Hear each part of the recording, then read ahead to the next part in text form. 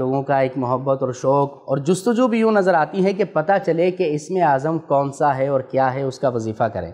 کیا فرماتے ہیں اس حوالے سے؟ اسم اعظم کا شوق تقریباً ہر اس آدمی کو ہوتا ہے جس سے اسم اعظم کے بارے میں پتہ ہے کہ اس کے فوائد کیا ہیں، اس کے اثرات کیا ہیں. بنیادی طور پہ یہ ہے کہ اسم اعظم اللہ تعالیٰ کا وہ نام ہے کہ جس نام کے ذریعے اللہ تعالیٰ سے دعا کی جائے تو فوراً قبول ہو جاتی ہے اور فوراً اس کا اثر ظاہر ہو جاتا ہے. جیسے کوئی بیمار ہے تو اسم اعظم کے ساتھ اگر یہ دعا کی کہ اے اللہ تیرے اس نام کا صدقہ اس بندے کو شفا عطا فرما دے تو اسے بہت جلد شفا مل جائے گی. تو چونکہ یہ کاموں کے لیے ایک ماسٹر کی ہے، ہر کام جو ہے اس سے بالکل فوری ہو جائے گا، تو اب لازمی بات ہے کہ ہر بندہ اس کا طلبگار ہوگا کہ مجھے اسم اعظم مل جائے. اب اسم اعظم ہے کیا؟ دیکھیں، اس کے حوالے سے علماء کرام کے بہت سے اقوال ہیں. اولیاء کرام میں بھی اس حوالے سے بہت سارے اقوال موجود ہیں.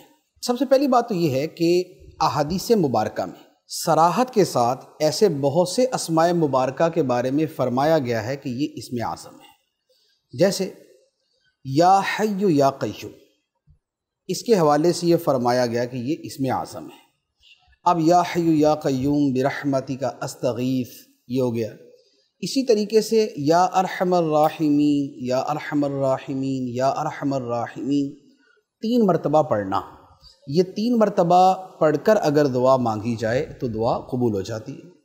اسی طریقے سے یا بدیع السماوات والارض، یا بدیع السماوات والارض، یہ بھی اسم اعظم کے طور پہ حدیث مبارک میں موجود ہے. ماشاءاللہ.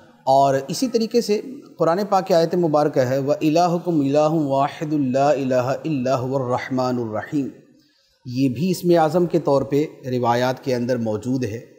اسی طریقے سے جو آیت کریمہ ہے لا الہ الا انت سبحانک انی کنت من الظالمین، اس آیت مبارکہ کے بارے میں بھی حدیث بھی ہے اور خود قرآن پاک کی آیت میں بھی اشارہ ہے کہ اسے پڑھ کر دعا مانگی جائے تو اللہ تعالیٰ اس دعا کو قبول فرماتا ہے. تو یوں اس طریقے سے شاید 17 18 19 کے قریب روایات ہیں کہ جن میں مختلف اسم اعظم بیان کیے گئے.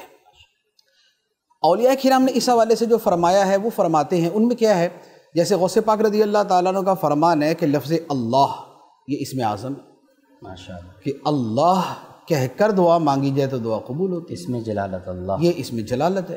اس کے علاوہ اور پھر اولیاء کرام نے مزید بھی بیان کیے. جیسے ابھی کچھ عرصہ پہلے میں ایک قریب زمانے کے ولی کے حالات پڑھ رہا تھا، تو ان کا فرمان یہ تھا کہ یا ودود، یا ودود، یا ودود یہ اسم اعظم ہے.